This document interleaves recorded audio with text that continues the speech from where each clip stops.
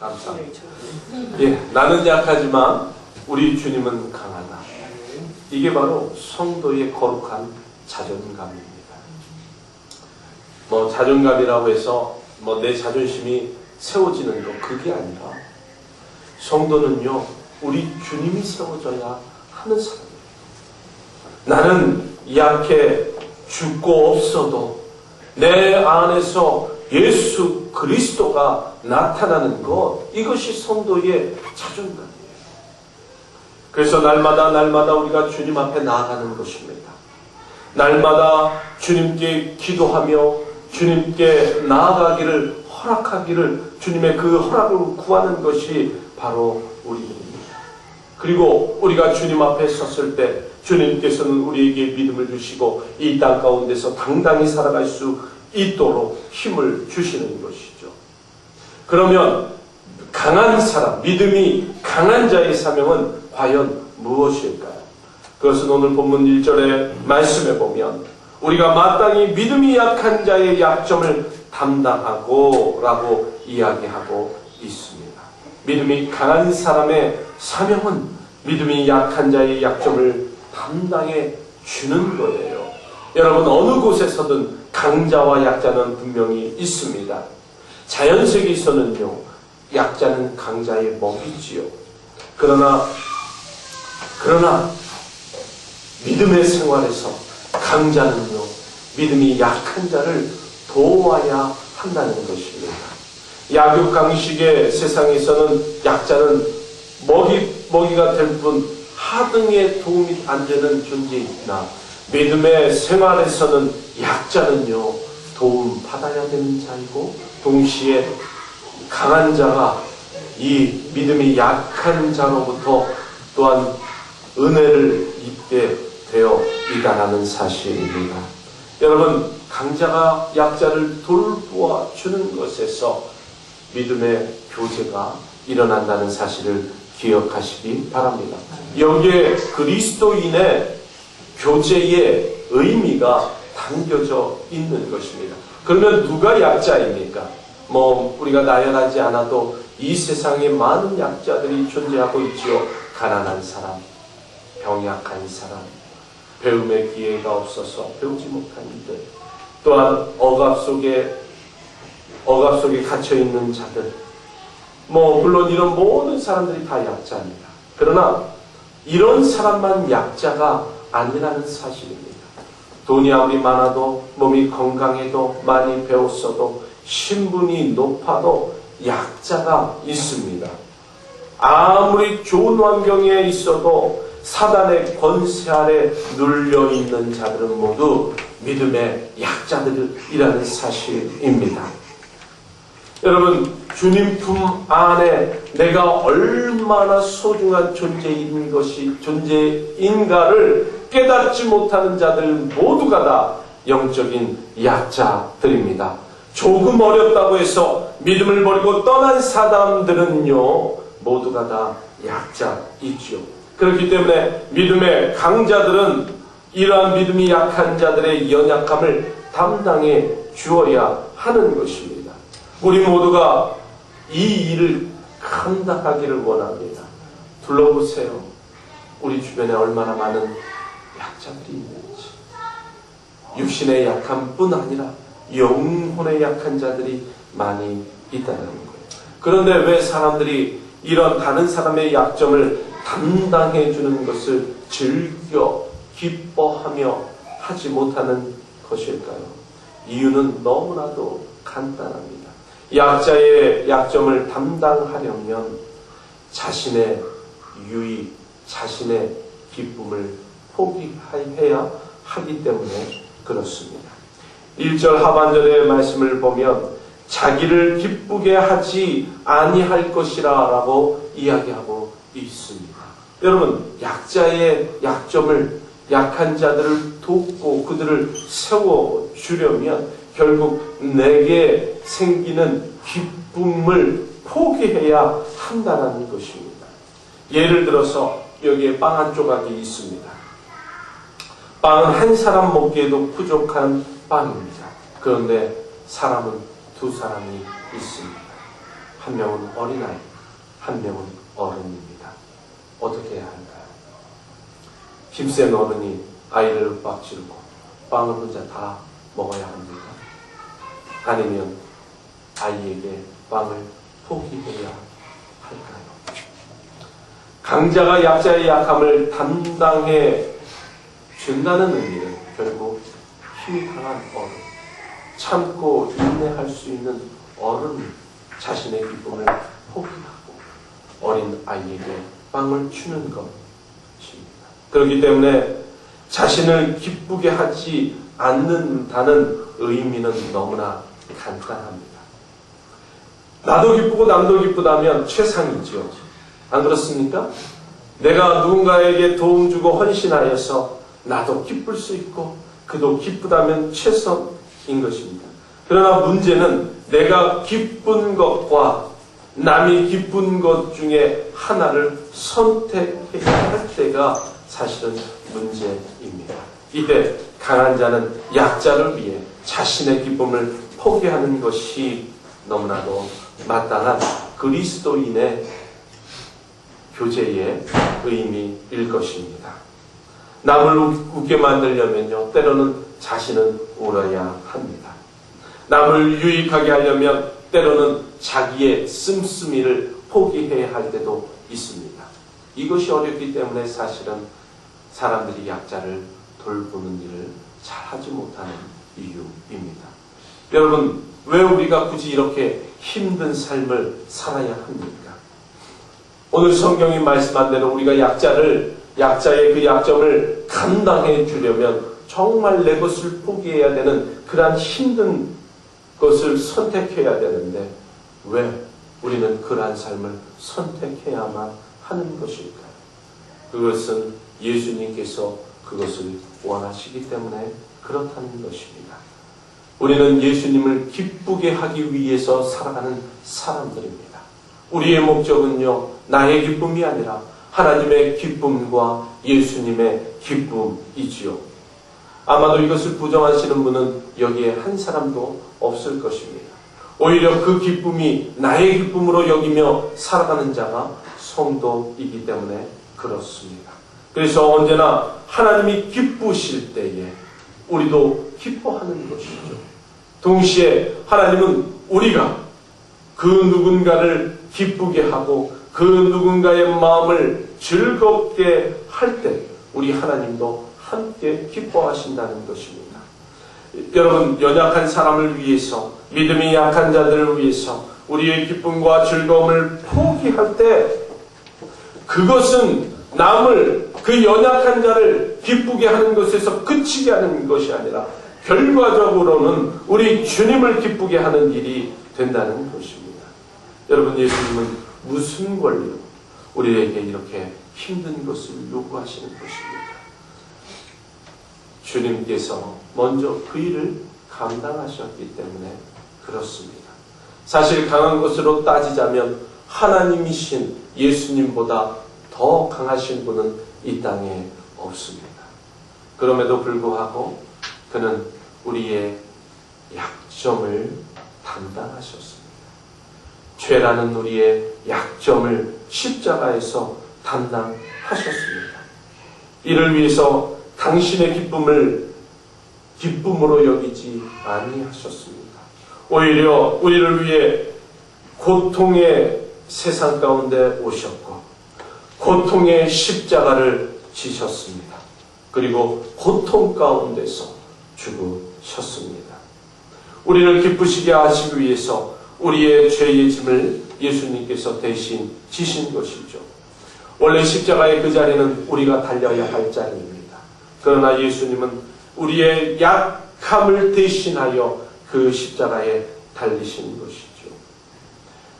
여러분, 겟세마네 동산에서 마지막으로 하나님께 드린 기도를 기억하십니까? 네, 할 수만 있거든 이 잔을 내게서 옮겨달라고 기도하신 예수님.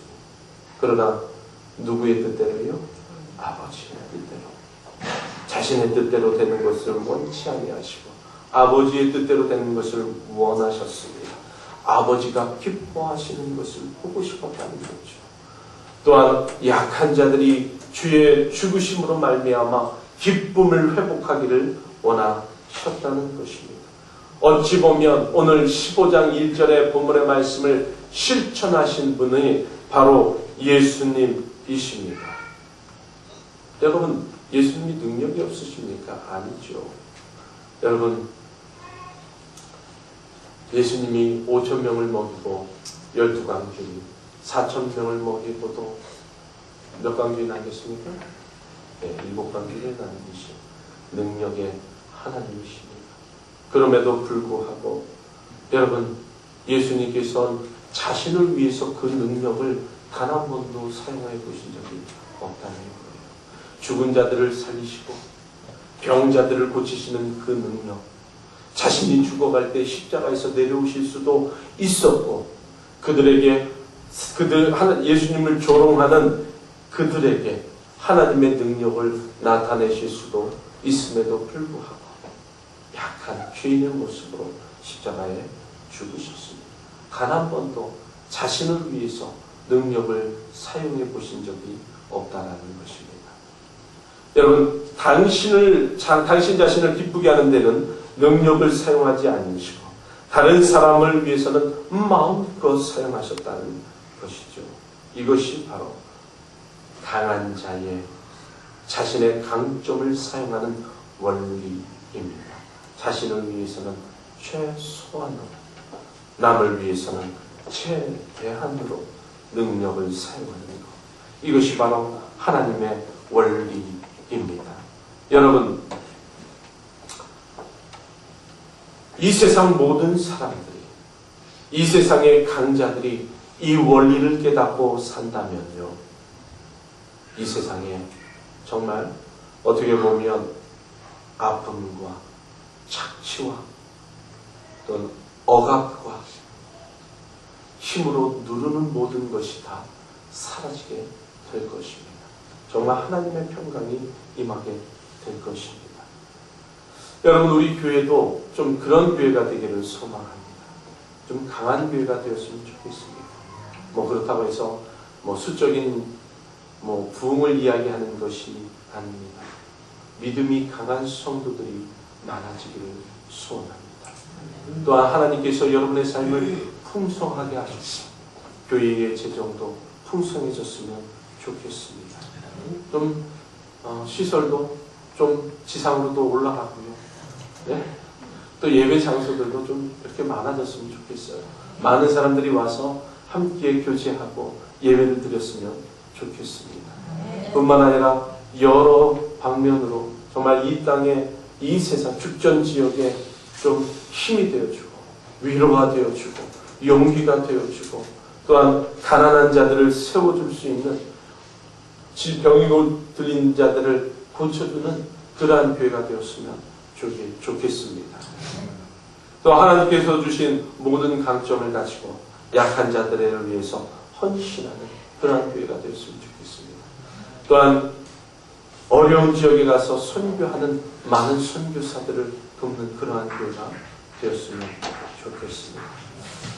좀 이렇게 우리 교회가 이 지역 사회에 도움이 되는, 그래서 다른 사람들을 기쁘게 하는 그러한 교회가 되었으면 좋겠습니다. 그래서 우리 하나님도 기쁘게 하지만 또 세상 사람들도 우리 교회를 바라보면서 기쁨을 얻는 그러한 교회가 되었으면 좋겠습니다. 예수님께서도 자신의 능력을 사람들의 약한 부분을 위해서 사용하실 때 주님 하늘로부터 이러한 소리가 내려왔습니다. 물론 예수님이 사역하기 전에 하늘로부터 내린 소리입니다. 말씀하시되 이는 내 사랑하는 아들이요 내 기뻐하는 자라. 우리가 정말 이 말씀을 붙잡고 약한 자들의 약점을 도와주고 정말 세상의 이웃들을 섬길 때에 하나님의 음성이 여러분 가운데 이는 내 사랑하는 자녀요 내 기뻐하는 자라는 그러한 음성이 여러분의 귀에 들려지기를 원합니다. 주님의 기쁨 되시는 여러분들 되시기를 주님의 이름으로 축원합니다. 그런데도 사실 문제는 한 가지 더 있습니다. 무엇이냐면 다른 사람들을 기쁘게 하는 바로 그 당사자가 다른 사람을 위해서 수고로 사랑의 수고를 아끼지 않는 그 멋진 강한 성도들이 강해 보여도 마찬가지로 연약한 사람이라는 것, 이것이 바로 문제가 아닐 수 없습니다. 강한 사람도 약점이 있기 마련이기 때문에 그렇습니다. 다른 이의 눈물을 닦아주는 사람도 남몰래 눈물을 흘릴 때가 반드시 있습니다. 다른 사람의 아픈 상처를 치유해주는 의사도 때로는 상처받고 병에 걸릴 수 있다는 것입니다. 여러분, 이때 누가 그를 위로해 줄 수 있겠습니까? 누가 그에게 기쁨을 줄 수 있겠습니까? 바로 오늘 4절의 말씀은 우리에게 강한 자가 때로는 그 약점으로 인해서 괴로울 때 위로하시는 분이 따로 있음을 말씀해 주고 있습니다. 우리 한번 4절의 말씀을 읽겠습니다. 시작.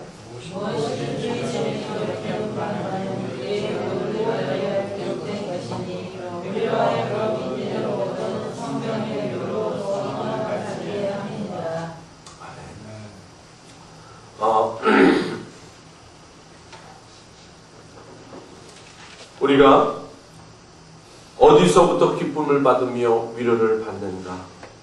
그것은 바로 하나님 약속에 대한 믿음의 인내로부터 우리가 위로를 받는다는 것입니다. 두 번째는 성경 말씀, 그러니까 약속으로부터 위로를 받는 거예요. 하나님의 말씀을 통해 위로와 기쁨을 얻는 것, 그것은 바로 성도가 추구해야 할 기쁨의 취해야 할 기쁨의 원리입니다. 여러분, 믿음의 강한 자들이 어려움을 만날 때 하나님을 통해서 위로를 받아야 한다는 것이죠. 여러분, 어머니와 아들이 있습니다. 갑자기 어려워졌어요. 그러면 부모의 마음은 어떻습니까? 부모의 마음. 아이가 어려운 상태를 알기를 원치 않지요. 그래서 어려워진 가정 형편을 어떻게든지 감당하고 문제를 뚫고 나가려고 최선의 노력을 다 합니다. 어려운 일도 마다하지 않습니다. 때로는 정말 굳은 일도 마다하지 않습니다.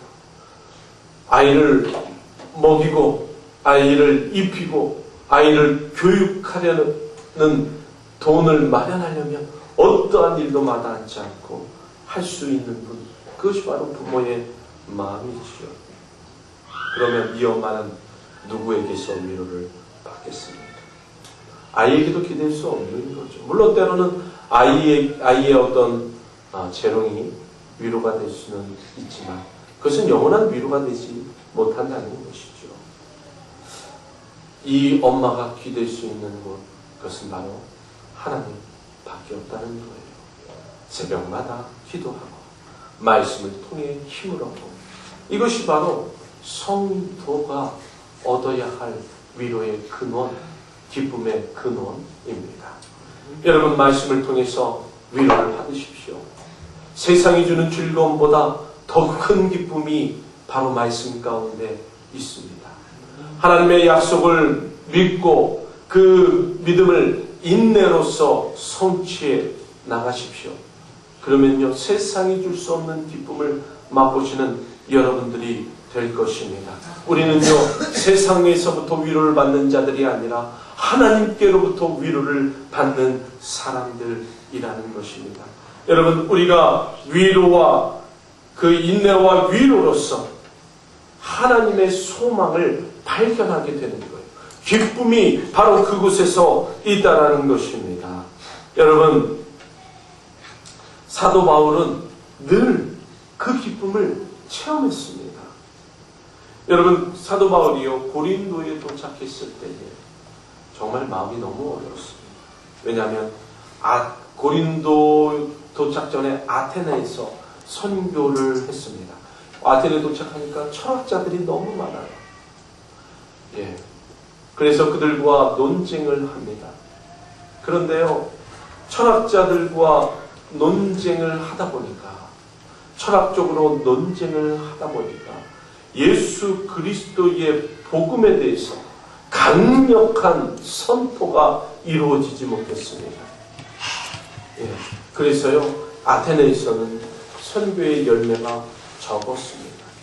다른 곳에 가면 능력도 나타나고 정말 말씀을 선포할 때마다 회개하는 역사도 일어나고 정말 그들의 질병이 고쳐지고 그들이 정말 예수 그리스도의 복음 앞에서 굴복한 그런 역사가 있었는데, 아테네에서 가서 자기의 철학적 지식으로 그들을 설득하려고 하다 보니까 실패하고 말았어요.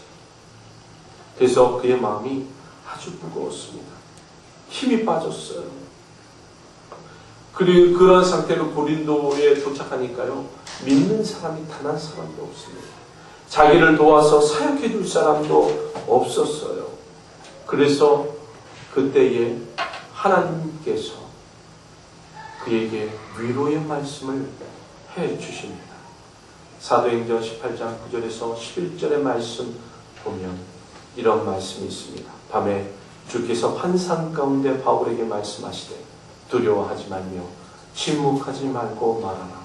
내가 너와 함께 있으며 어떤 사람도 너를 대적하여 해롭게 할 자가 없을 것이니 이는 이 성중에 내 백성이 많음이라 하시더라.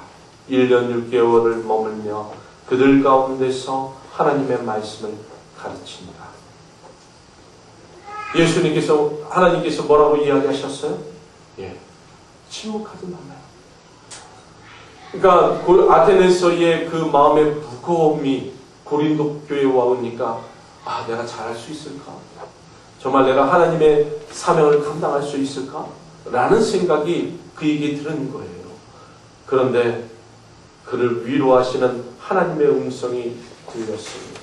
너를 대적할 사람 없으며 너를 해롭게 할 자가 없다라고 말씀하고 있는 것이죠.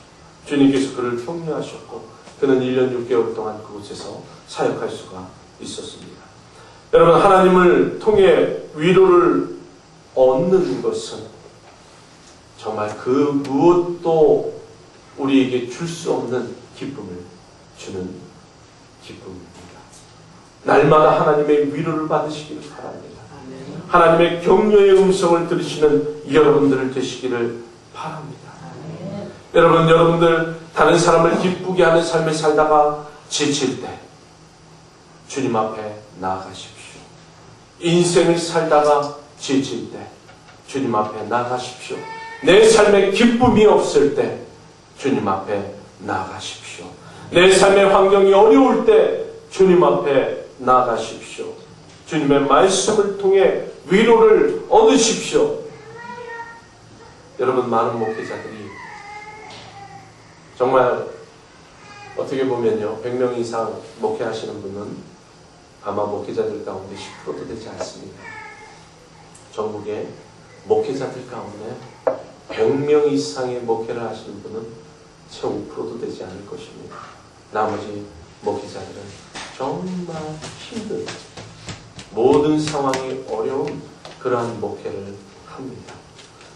이 많은 목회자들이 이 어려운 환경 속에서 끝까지 하나님께 충성할 수 있는 이유, 그것은 하나님께로부터 받는 위로와 기쁨이 있기 때문에 그렇다는 것입니다. 여러분, 정말 여러분들에게 다 쏟고 준비하고 쏟고 또한 여러분들을 섬기다 보면 정말 때로는 영적으로 목회자들이 굉장히 갈급하고 지칠 때가 있습니다. 막 다 포기하고 어딘가 가서 쉬고 싶을 때가 있습니다. 그럼에도 불구하고 이러한 모든 상황을 극복하고 계속 목회의 사명을 감당할 수 있는 것은 하나님의 위로와 기쁨이 그 상황들을 이겨낼 수 있는 힘을 주는 것이죠. 그래서 여러분, 주님께 나아가 기쁨과 위로를 얻어야 할 것입니다. 세상이 주는, 사람이 주는 기쁨, 그것보다 더 큰 위로와 기쁨을 주님께서는 주실 것입니다. 그래서 우리가 기쁨을 주는 자가 되어야 하고 주님 안에서 기쁨을 얻는 사람이 되어야 한다는 것입니다. 오늘 말씀을 정리하겠습니다. 여러분은 주님 안에서 강한 그리스도인이 되어야 합니다. 저를 따라서 한번 말씀하겠습니다. 예수 안에서 난 강한 자다. 예수 안에서 난 강한 자다. 더 크게 한번 하겠습니다. 예수 안에서 난 강한 자다. 예수 안에서 난 강한 자다. 이런 믿음의 자존감을 가지고 살아갑시다. 뿐만 아니라 우리 자신을 기쁘게 하는 이기적인 삶이 아니라 예수님처럼 연약한 자들을 돕고 그들을 기쁘게 하는 삶을 살아갈 때에 주님께서도 우리를 바라보시며 기뻐하실 것이며 그때에 주님은 우리에게 기쁨의 위로와 또한 말씀을 통해 우리에게 소망을 주실 것입니다. 그렇기 때문에 살다가 힘들고 낙심이 될 때 우리는 주님 말씀 앞으로 돌아가야 한다는 것입니다. 주님 보좌 앞으로 나아가 기도해야 하는 것입니다. 말씀이 주는 기쁨과 우리 주님께서 주시는 위로와 기쁨은 이 세상이 주는 것과 비교할 수 없으며 우리로 하여금 하나님의 사명을 감당할 수 있는 힘과 능력을 주시는 줄로 믿습니다. 그래서 하나님께서 주시는 기쁨이 여러분 안에 충만하여 하나님의 거룩함을 나타내는 하나님의 영광을 드러내는 하나님의 거룩한 백성들 되시기를 주님의 이름으로 축원합니다. 기도하겠습니다. 하나님